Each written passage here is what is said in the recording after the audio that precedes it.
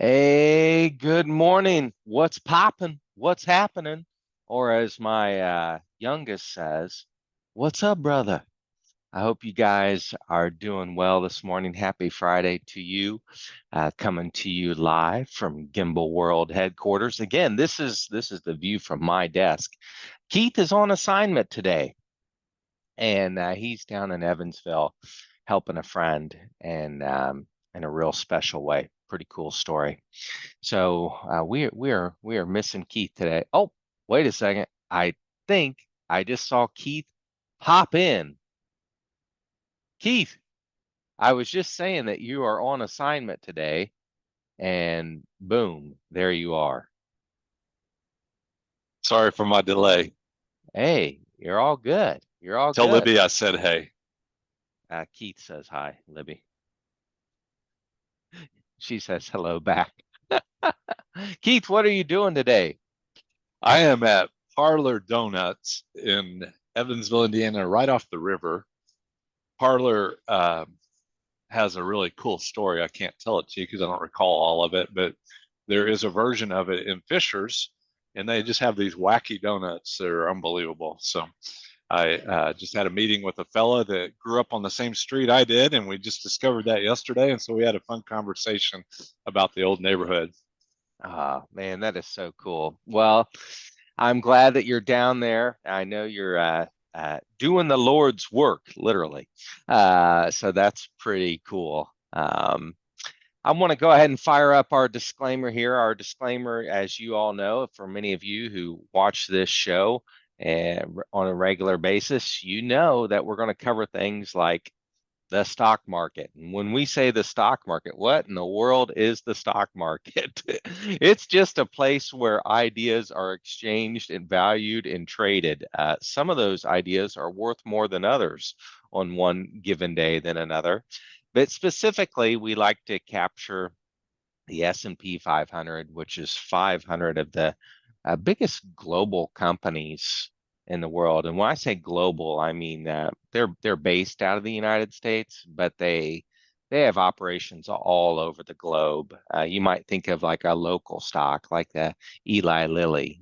They have operations everywhere, and they're settling foreign currencies overnight and trying to figure out how much money they're making and all this stuff.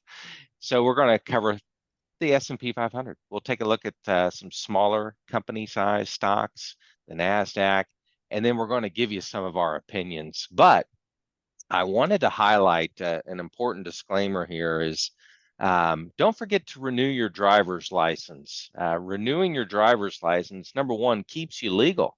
But I noticed that my driver's license is going to expire on my next birthday, and my birthday is before the election. And so I'll need a valid driver's license in the state of Indiana in order to cast my vote. So if your birthday is popping up before the next election, check your driver's license to make sure that it's still good. Doug, I just literally got a little postcard in the mail from the Indiana BMV. And guess what? Did they remind you? They not only reminded me, they gave me the link to do it online. I literally did it, just went online, and then when 10 minutes, I mean, they needed my credit card so they could get their $14 or whatever they want, but it got done online. I didn't have to even go into the BMV, which brought great joy to my soul. Well, Nothing that against the BMV, but okay. So let me ask you this. So you received a reminder in the mail, like snail mail. yes. Okay, so this brings us to our next topic. All right. Um, Keith, as you guys may know, writes a newsletter. Here it is. I have it in my hands, a newsletter. And this newsletter is dated August, so it's fresh off the press. If you haven't received it, it's coming to you soon. Um, Keith, when do these things typically go out? I have people that do the labor for me, and their goal is to have them in the mail by the first of the month. But I left town on the first of the month, and I saw unsealed envelopes yesterday. So I'm guessing they'll go out this weekend.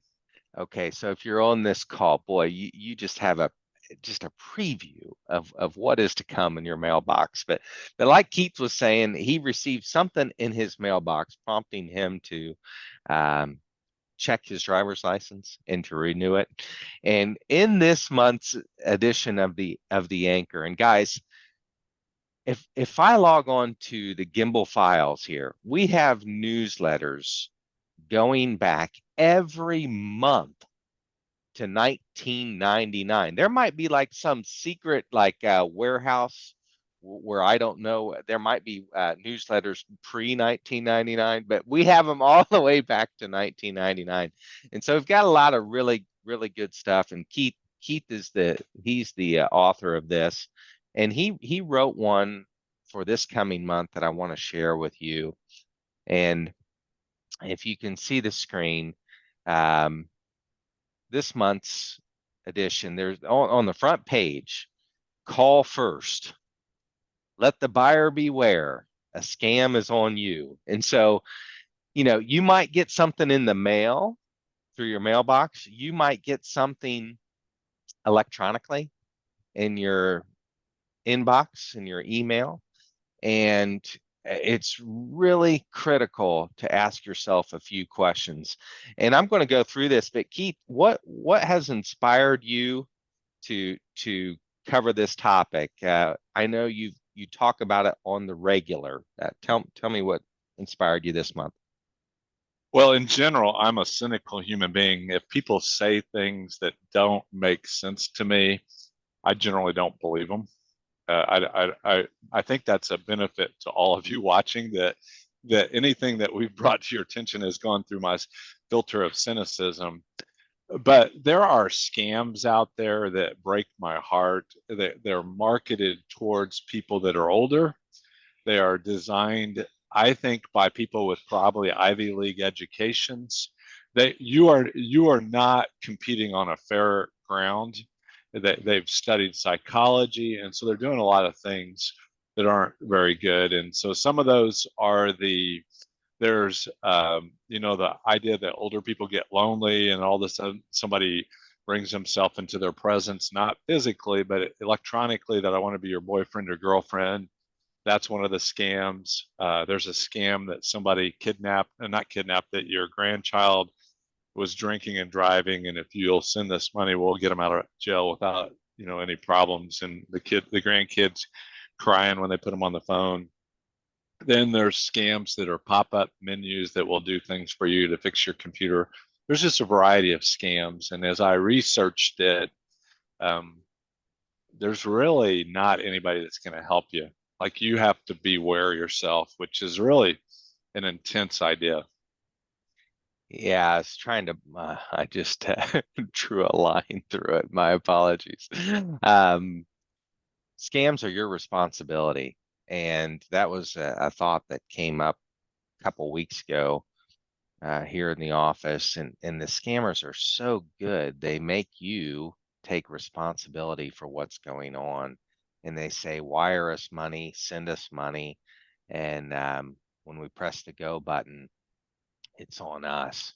And so, Keith, in this newsletter that you write, you've got a few questions on here. I'm just going to go through these real quick and ask yourself a few questions first. Um, would a law enforcement agency encourage me to transfer money to a new place or a new account? Would the police encourage you to do that? Or why am I so emotionally cranked up to this phone call or this email solicitation? These scammers, that's what they do. They ramp up the emotions so that we're not thinking as clearly and objectively. Should I call someone else to verify this is true? A lot of times, the scammer will want you to be isolated. They won't want you to reach out to anybody.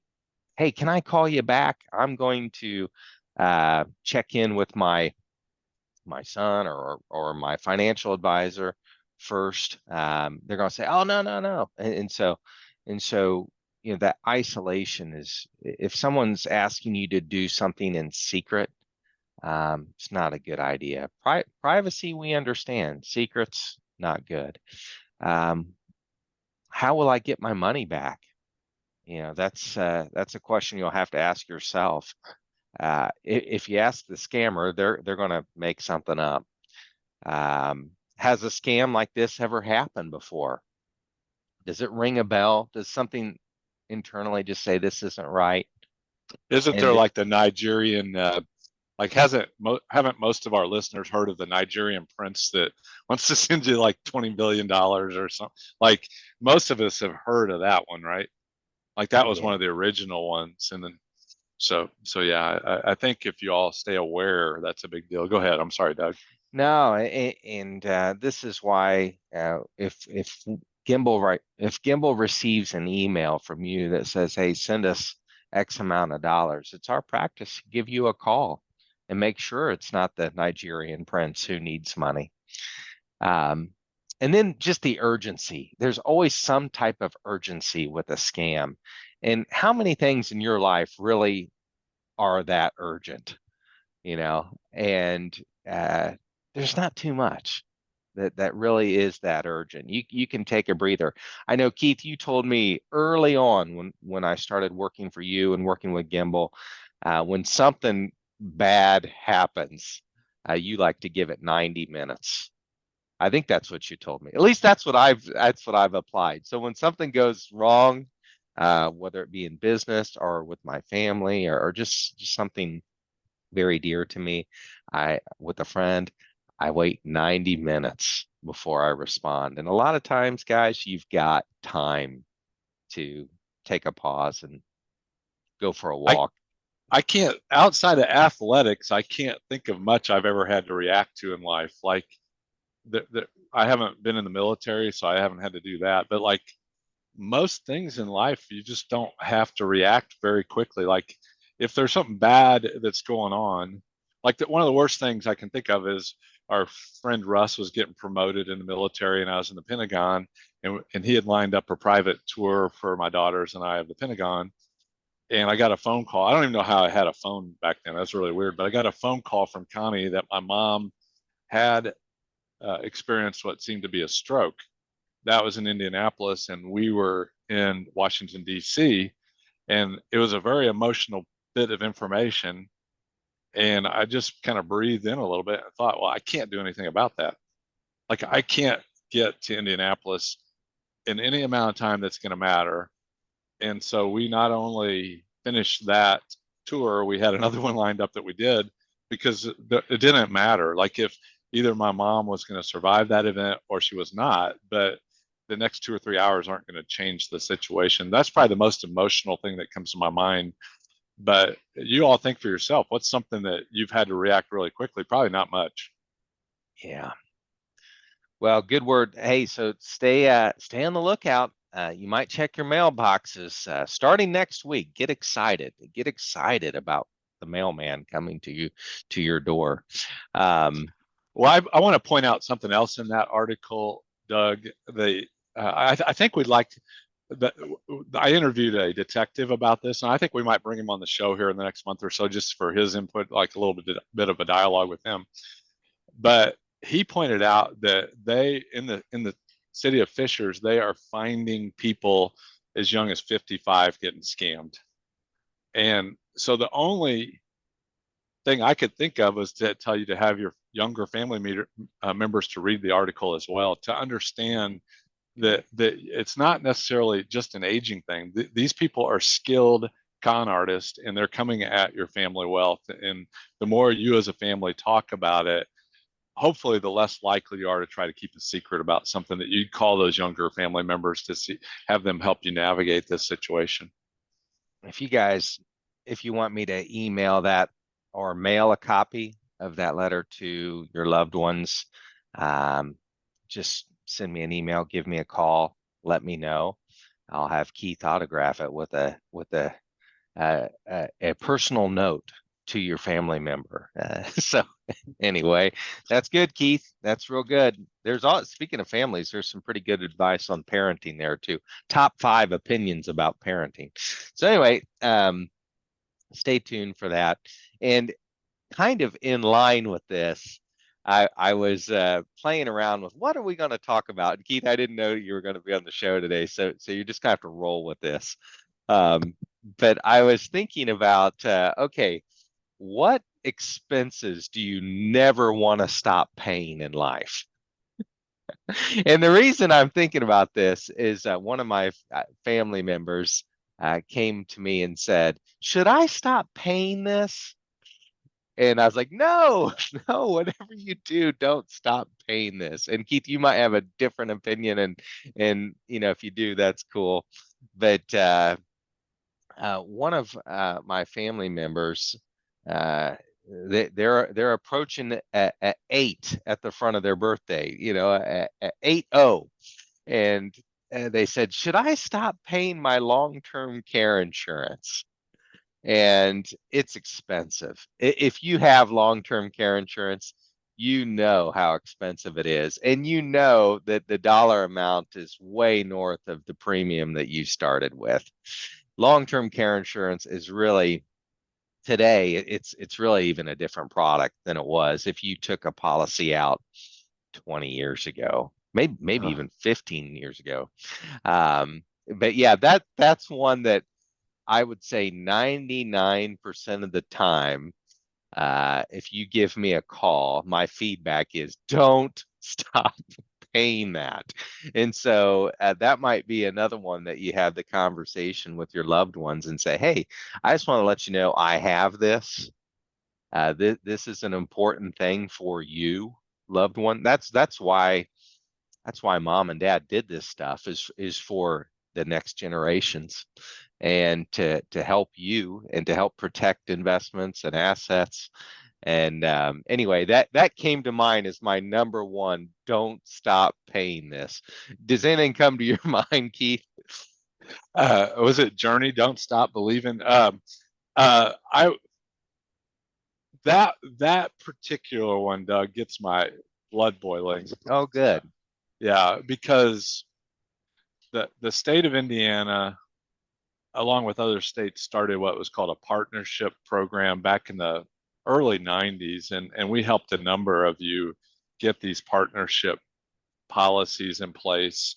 And I don't know what's happened with it, but your risk of needing it increases every year you own it. And if you get That's the close to, catch. yeah, if you get close to being 80 and you've been paying a, say you pay $5,000 a year, I don't know what you would pay. Everybody's is different, but if you paid $5,000 a year since you were 60, you've paid $100,000. And the state is for some reason allowing some of these people to double the cost of that to $10,000. And the temptation is, I can't afford this anymore. And to me, I would the these insurance companies aren't on here to defend themselves. I would put that up close to these same kind of scams, that they had some of the brightest mathematicians on the planet calculate these rates, and they somehow convinced the bureaucracies to allow them these rate increases. And I think it's on the edge of scam. And so please, if you get some kind of letter with a rate increase, please call us. Yeah, And don't accept. They're trying to, the letters I've seen, they try to get people to accept a lower premium or a lower benefit. If you do either one of those, it negates the huge benefit of a partnership policy, and it really puts your family's wealth at risk. It get just call me. Just I'm I glad. I'm mentioned it. glad you have the same feeling that I do about that, Keith. Yeah, I mean, yeah, yeah, and those are the notes that are going out. Is yeah.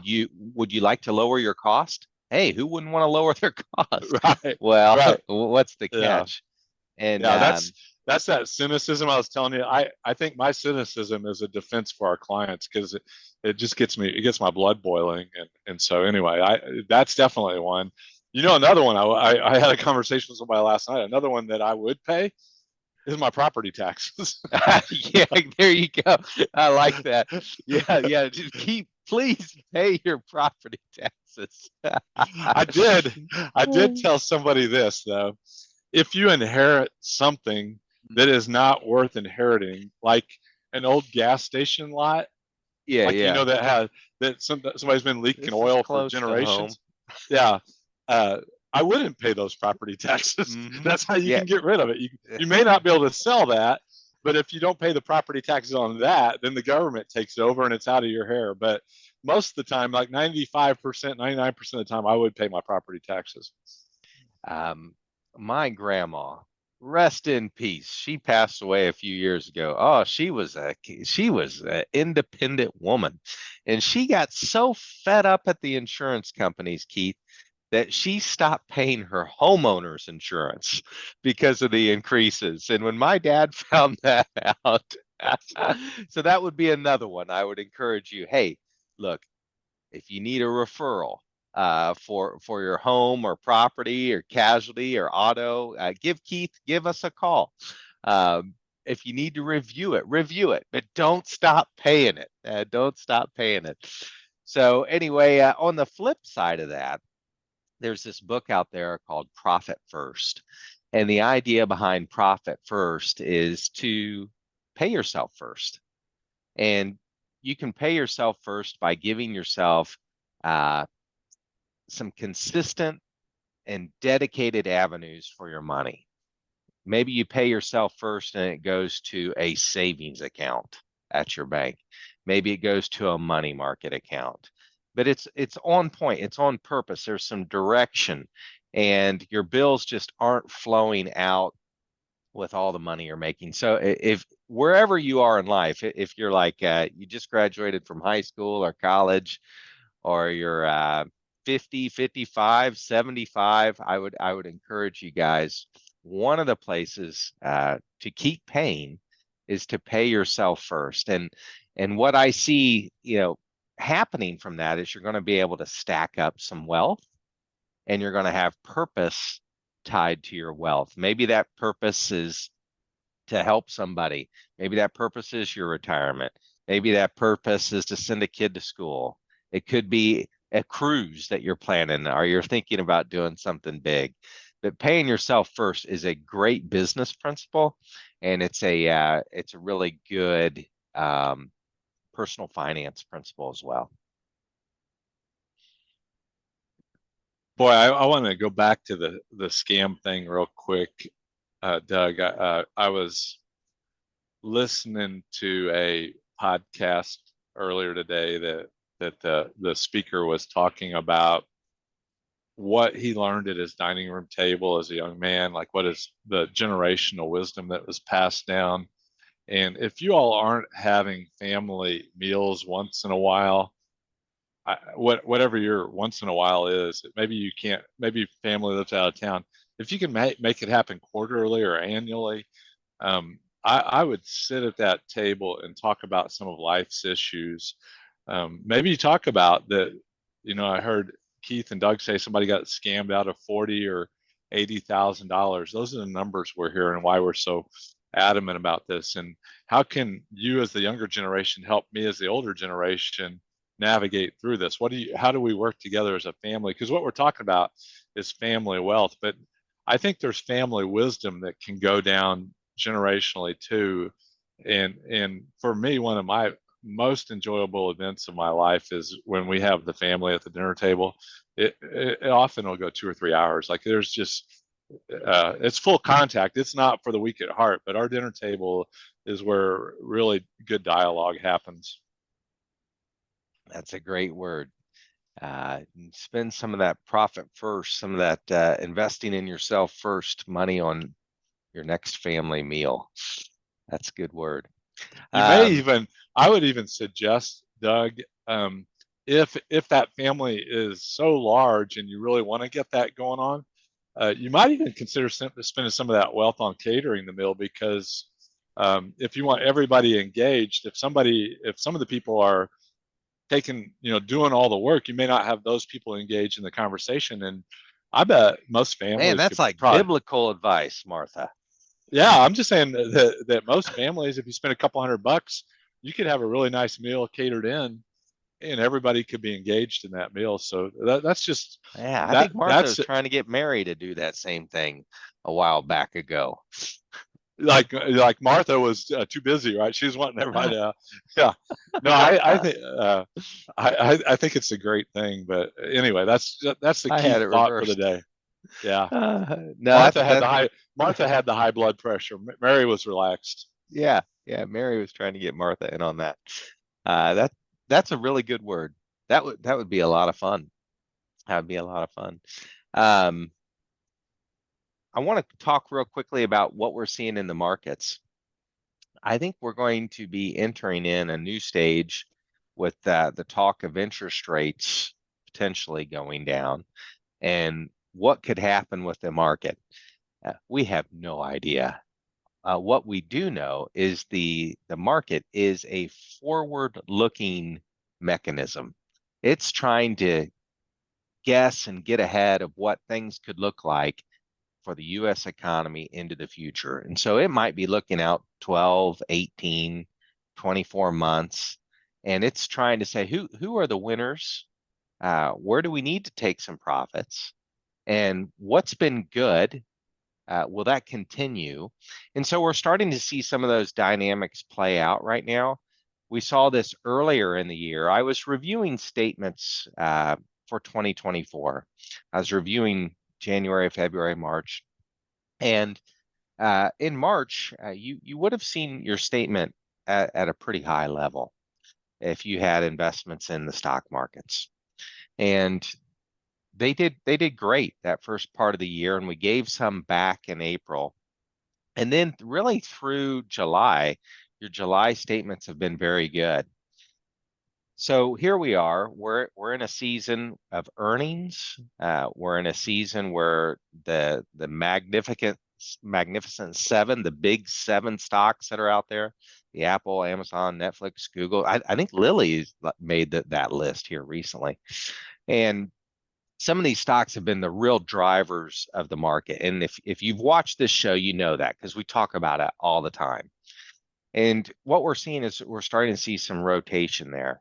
It doesn't mean that those stocks are done or that the stock market is heading into full retreat. We don't know, but we have seen some profits that have been coming out of the market. And one of our friends likes to call the 1 year treasury the canary in the coal mine. It's just been really good. It's been right around 5%. And that could be something that, we could see a pullback in that as well. I don't think it'll be big. I don't think we'll get a huge rate cut, but you might see a 5% money market go down to a 4.5. And so we're keeping an eye on this for you. We're listening to the market. We're taking action. And if you have some anxieties about this, the news channels are going to ramp it up. And they're going to ramp it up with excellence right now because they're going to be able to tie it to political things. And those two just tend to get people cranked. And so I want to encourage you, just like we talked about the scammers, I want to encourage you to call first. Uh, if we can meet face to face, that's always best. But the second best is if we can recognize each other's voices and talk it out and get some things on the table. But that's what I wanted to focus on with the marketplace is it's always looking forward.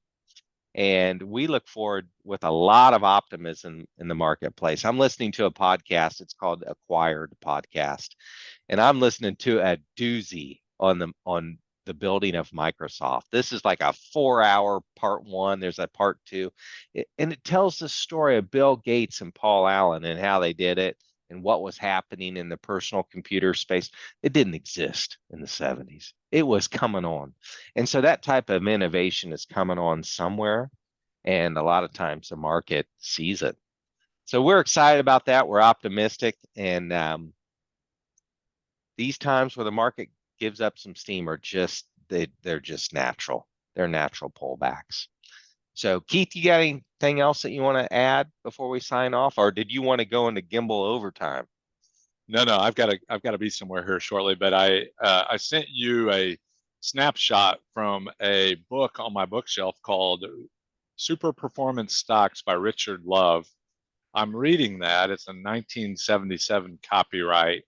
But so far in this book, mostly what he's talking about is the election cycle in the markets. And I sent you part of that because I just think some of what we're doing on behalf of you all is a cyclical thing. We are making market decisions to get in and out of things. And most of our peers don't think that's true. But what I sent Doug was from this 1977 book where they all of a sudden decided it made sense to get out of the market sometimes. And so there, most things are cyclical in life, and we're keeping an eye on that for you because we care. Yeah, we do. We do care. And thank you for caring too. A lot of you, you'll call me and you'll say, "Hey, boy, I bet this season's tough." Or Keith, you've probably had people say, "Hey, I'm praying for you." Boy, that's pretty cool. Or a personal note. You guys are the fuel that keep us going. So have a safe weekend, everybody. Enjoy your weekend. And we'll look forward to talking with you again real soon. Bye bye.